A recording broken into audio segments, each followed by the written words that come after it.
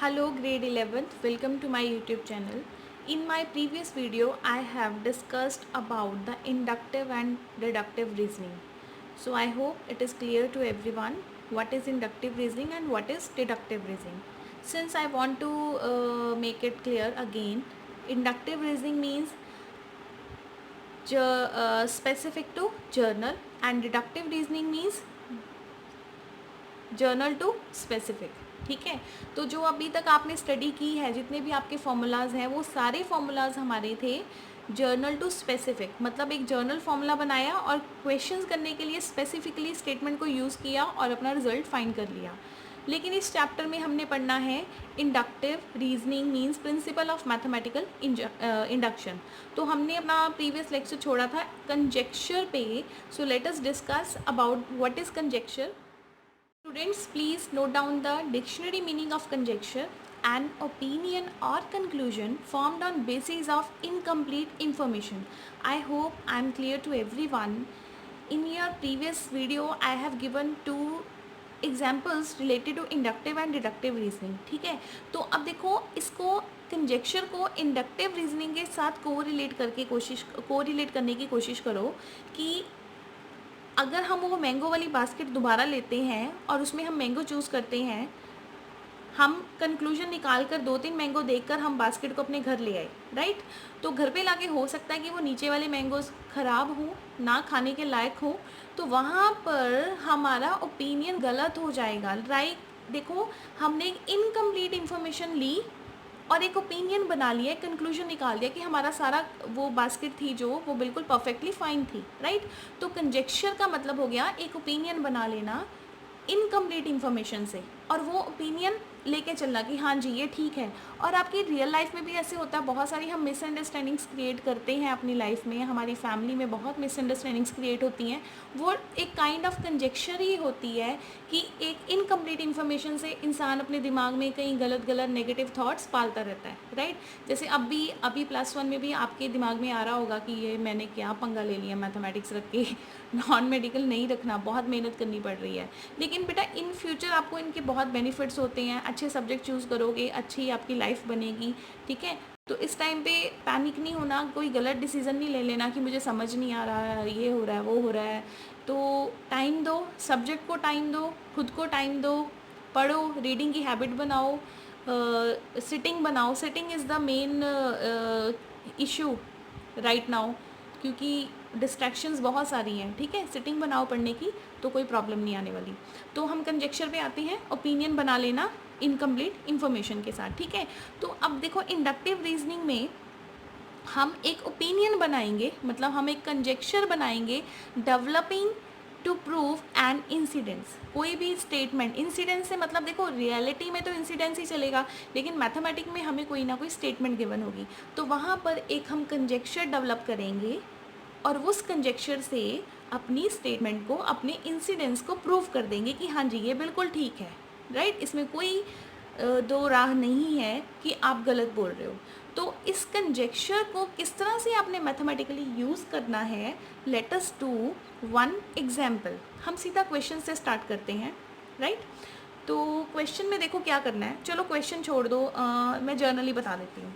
अब देखो बेटा, ये वही वो डोमिनोज लॉ लेके चलते हैं. सपोज़ ये डोमिनोज हैं और ये बहुत सारे हैं, ठीक है.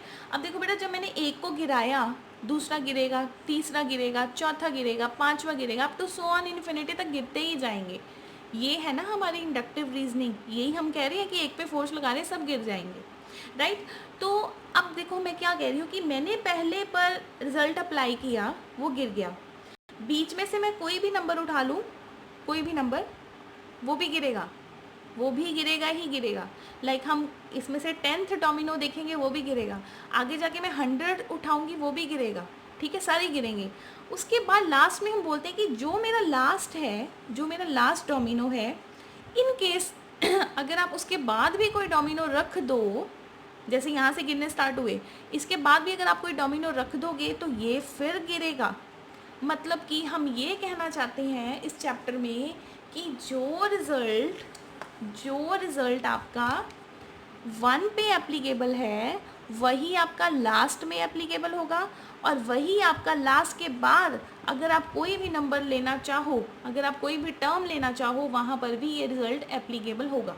ठीक है, तो ये है आपकी induction. This is PMI, PMI not EMI, it is PMI। ठीक है, तो PMI में हमने क्या करना है, सबसे पहले हम क्वेश्चन को स्टार्ट करेंगे n इक्वल्स टू 1 के लिए।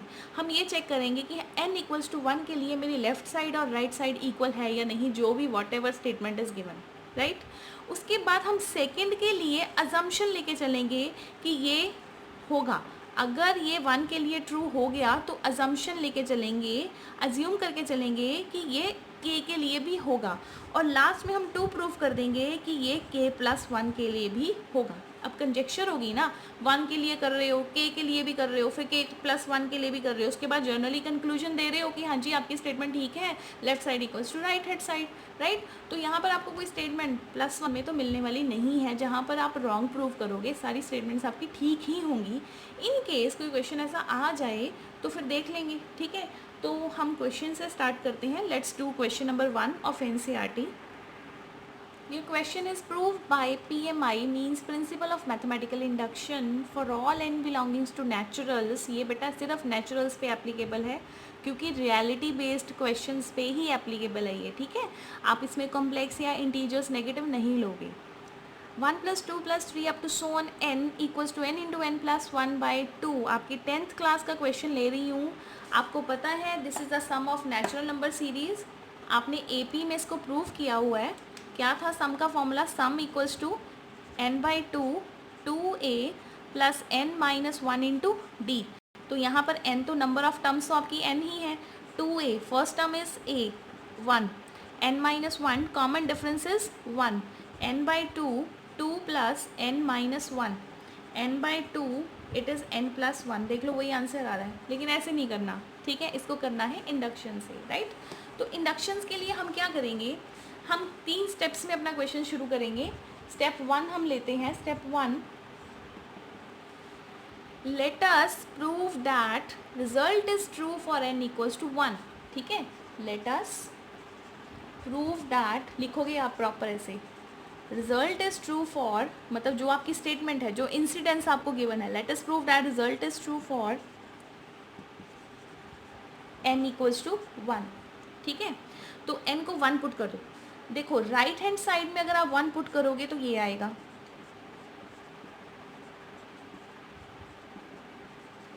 ठीक है। लेफ्ट साइड में 1 का मतलब क्या है, जब आप n को 1 लेते हो, 1 का मतलब only first term, only first term, 1 का मतलब होता है ओनली फर्स्ट टर्म। अगर आप n को 2 लोगे, AP में अच्छे से पढ़ा आपने जब आप सम के क्वेश्चंस करते थे, जब आप n को 2 लोगे, 2 का मतलब है 2 टर्म्स, सॉरी 2 टर्म्स मीन्स 1 + 2। तो जब भी आपके पास फर्स्ट टर्म होगी, n को 1 लेना है, तब आपने क्या पुट करना है, आपने फर्स्ट टर्म लेनी है, और राइट हैंड साइड में भी। तो आपकी जो बेटा जो LHS थी, LHS का मतलब 1, only 1, only first term. n equals to 1 का मतलब ओनली फर्स्ट टर्म। आपने पेपर ये नहीं लिखना, ये इट्स ओनली फॉर अंडरस्टैंडिंग। और RHS आपकी थी n into n+1/2, 1 into 1+1/2, 1 into 2/2, answer is 1। तो यहाँ से कंक्लूजन ये निकल कर आया कि LHS और RHS सेम है। अगर आप सिर्फ फर्स्ट टर्म लेते हो, बस 1 के लिए चेक करना है, राइट। अब हम सेकंड, मैंने आपको बताया कि अजम्पशन लेके चलना है, आपने अज्यूम करके आप चलोगे। अजम्पशन में आप क्या बोलोगे, स्टेप 2 में आप बोलोगे, step 2 is let us assume that result is true for n equals to k। Please write down. तो अगर आपका कोई रिजल्ट ट्रू है n इक्वल्स टू k के लिए, बस स्टेटमेंट में आपने सिंपली n को k पुट करना है और कुछ नहीं करना। 1 + 2 + 3 up to so on k equals to k into k+1/2। ठीक है, तो अब देखो बेटा नेक्स्ट में आप क्या करना है। स्टेप 3 में I am going to prove it, we will prove now, we will prove result is true for n equals to k plus 1। ये हमने बेटा प्रूव करना है। We will prove now result is true for n equals to k plus 1। तो अगर देखो k plus 1 के लिए करना है तो लेफ्ट हैंड साइड में k प्लस 1 लेके चलोगे, राइट हैंड साइड बनानी है बेटा। अब आपने राइट हैंड साइड बनानी है, ये नहीं करना कि लेफ्ट हैंड साइड को सॉल्व किया, राइट हैंड साइड को सॉल्व किया, LHS इक्वल टू RHS। लेकिन यहाँ पर जब आप कोई रिजल्ट k प्लस 1 के लिए करते हो आपको राइट हैंड साइड बनानी पड़ेगी, ठीक है। This is the real method I would say. अगर आप लेफ़्ट और राइट को अलग अलग सॉल्व करोगे तो वैसे तो गलत नहीं है, मैं गलत नहीं करूँगी, लेकिन मुझे अच्छा नहीं लगेगा, ठीक है, क्योंकि ये रूल के अकॉर्डिंग हम लेफ़्ट को राइट बनाएंगे, ठीक है। तो बेटा देखो, put n equals to k plus 1 in LHS। ये आपकी LHS है, ये लो LHS लिख दिया हमने, ठीक है। अब बेटा मुझे बड़े ध्यान से सोच के ये बताओ कि n से पहले वाली कौन सी टर्म होगी। देखो 3 से पहले वाली टर्म कौन सी है, 2।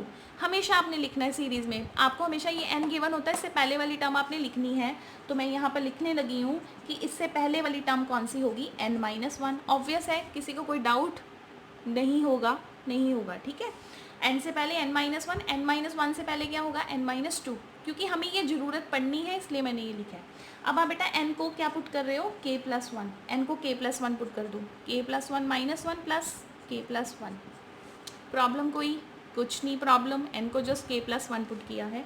अब देखो क्या बनेगा, 1 plus 2 plus 3 up to so on, ये कैंसिल हो गया, you will get only k plus 1। इसको 2k प्लस 1 मत कर देना, ये टर्म्स हैं, ठीक है, ओके, क्लियर, नो प्रॉब्लम।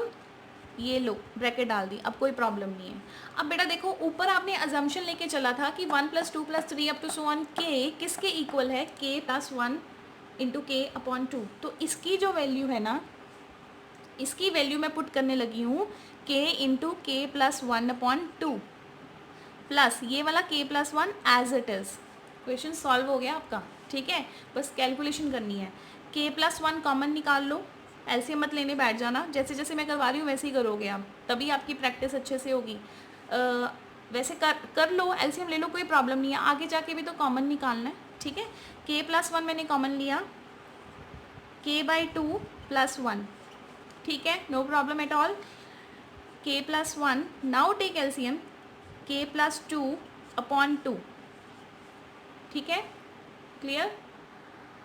अब देखो बेटा क्या करना है, अब बेटा इस k प्लस 1 को एज इट इज़ लिख लो, k प्लस 2 को लिखो k प्लस 1 अपॉन 2। मैंने ऐसा क्यों लिखा है, क्योंकि जो k प्लस 1 की वैल्यू किसके इक्वल थी, n के इक्वल है, इसको भी हम n ही लिखेंगे। ये आएगा आपका n into n plus 1 upon 2। Exact मैंने RHS बना दी है, which is equal to RHS, hence proved. ये लिखने में बहुत मज़ा आता है, ठीक है, हेंस प्रूव्ड। क्वेश्चन हमारा ख़त्म हो गया। तो हमने प्रिंसिपल ऑफ मैथमेटिकली इंडक्शन से ये चीज़ प्रूव कर दी है कि जो आपने हमें स्टेटमेंट दी थी उसमें कोई गड़बड़ नहीं है। हमने पहले पे अप्लाई किया, बीच वाली टर्म्स की अजम्पशन ले ली और लास्ट वाली टर्म्स हमने प्रूव कर दी, ठीक है, k प्लस 1 के लिए। मतलब ये है कि आप n को कुछ भी ले लो, आप n को कुछ भी ले लो, आपका ये रिजल्ट 100% ट्रू है, 100% ठीक होगा, राइट। तो ये हमने क्वेश्चन किया जो आपने बेटा 10th में पढ़ा है, सम ऑफ नेचुरल नंबर्स। दूसरी बात, आगे से कभी भी आपको मैं बोलूँ कि what is sum of natural numbers, instant answer आना चाहिए n इंटू n प्लस 1/2, ठीक है। What is the sum of natural numbers, n into n plus 1/2। बहुत काम आने वाला है रिजल्ट हायर क्लासेस में प्लस MCQs में। Sum of natural numbers is sum of, कितने भी नेचुरल नंबर हो जाएं, natural sum of n terms, या फिर नेचुरल्स भी बोल सकते हो, n का मतलब यहाँ पे नेचुरल ही है, लेकिन फिर भी हम नेचुरल लिख लेते हैं क्योंकि इंटीजर्स भी तो होते हैं ना। Sum of natural numbers is n into n plus 1/2। Tips पे होना चाहिए ये फॉर्मूला आपके, ठीक है। अब आपने प्रूव कर दिया है, 10th में भी प्रूव किया, 11th में कर दिया, तो होप सो आपको लर्न हो जाएगा। अब हम कर रहे हैं NCERT 4.1 question number 1। Now come to the next question. Using PMI, prove that 1 plus 3 plus 3 square up to so on 3 raised to power n minus 1 equals to 3 raised to power n minus 1 upon 2. So students, what will we do now? First of all, we will do step 1. So what is your step 1? Let n equals to 1. ठीक है, तो n equals to 1 का मतलब आपकी only first term. So therefore LHS will be only 1. जो आपकी first term होगी वही आपने लिख देनी है यहाँ. ठीक है, और RHS आप कंसिडर कर लीजिए. RHS is 3 raised to power n minus 1 upon 2. Put n equals to 1. It becomes 3 raised to power 1 minus 2 2 upon 2. Answer is 1. LHS equals to RHS. Okay बेटा, I want to tell you one thing here. In case अगर आपका ये ना आए same, in case, तो आप 1 के लिए मत चेक करो, 2 के लिए कर लो. ठीक है, इन केस 2 के लिए भी ना हो तो 3 के लिए करो. तो हम स्टार्ट ही 3 से करेंगे, मतलब हम 1 से स्टार्ट नहीं करेंगे. समझ गए आप? अगर इन केस ऐसे क्वेश्चन होंगे, मुझे याद है थोड़ा बहुत हैं 1-2 क्वेश्चन जो 1 और 2 पे प्रूव नहीं होते, 3 से जाके प्रूव होते हैं. लेकिन प्रूव तो होने ही है, क्योंकि बुक में क्वेश्चन दिया हुआ है तो सॉल्व तो होगा ही. राइट, तो ये हमारा रिजल्ट ट्रू हो गया 1 के लिए. स्टेप 2 में let us assume that result is true for n equals to k. Please write down the step 2. तो यहाँ हमने लिख दिया है 1 plus 3 plus 3 square up to so on 3 raised to power k minus 1. आप n को क्या पुट कर दोगे? k. ये हमारी अजम्पशन है, हम लेकर चल रहे हैं कि ये दोनों इक्वल होंगे. राइट, तो नेक्स्ट स्टेप में हम प्रूव करेंगे step 3. Now we will prove result is true for n equals to k plus 1. तो ठीक है बेटा, n equals to k plus 1. तो आप LHS लेके चलोगे और उसको RHS में कन्वर्ट कर दोगे. ठीक है, तो लेफ्ट हैंड साइड हम कंसिडर करेंगे 1 plus 3 plus 3 square up to so on 3 raised to power k. अच्छा, अभी n नहीं लेके चलो. ठीक है, तो n को आपने क्या पुट किया? k plus 1. n की जगह आप k प्लस 1 पुट कर दो. k plus 1 minus 1. It becomes 3 raised to power k. अब बेटा 3 रेज़्ड टू पावर k से पहले कौन सी टर्म होगी, आप बताओ जल्दी से. It will be 3 raised to power k minus 1. Obvious सी बात है, k से पहले वाली टर्म होगी k minus 1. Now I am going to use the result number 1. तो 1 में आप चेक करो 1 प्लस 3 प्लस केयर किस, और ये 3 raised to power k minus 1 किसके इक्वल है? इसके इक्वल है. तो ये इतने रिजल्ट की जगह मैं लिखने लगी हूँ 3 raised to power k minus 1 upon 2 plus 3 raised to power. ठीक है, तो बस इसको LCM लो, सॉल्व हो जाएगा. 3 raised to power k minus 1, LCM ले लीजिए. 2 into 3 raised to power k upon 2. ठीक है, अब देखो बेटा 2 into 3 raised to power k plus 3 raised to power k. या फिर अगर किसी को ऐसे प्रॉब्लम आ रही है तो आप यहाँ पर 3 रेज़्ड टू पावर k को x पुट कर सकते हो. Put 3 raised to power k equals to x. It becomes x minus 1 plus 2x upon 2. 3x minus 1 upon 2. ठीक है बेटा, तो x आपका क्या था? 3 into 3 raised to power k minus 1 upon 2. Base same से पावर ऐड हो जाएंगी. 3 raised to power k plus 1 minus 1 upon 2. तो 3 raised to power k plus 1. तो बेटा ये किसके k प्लस 1 किसके इक्वल है? k प्लस 1 एक्चुअल में किसके इक्वल है? k प्लस 1 तो इसी के तो इक्वल है n के. तो हमने यहाँ पर प्रूव कर दिया. Hence it is proved by principle of mathematically induction. ठीक है, लास्ट में आप लिख सकते हो hence proved, which is equal to RHS. Which is यहाँ पे आप RHS लिख दो, RHS. ठीक है, come to the next sum. Next sum is 1 cube plus 2 cube plus 3 cube to so on n cube equals to n into n plus 1/2 whole square. तो बेटा ये थोड़ा सा लेंथी सम है, इसको हम नेक्स्ट वीडियो में कवर करेंगे. Thank you.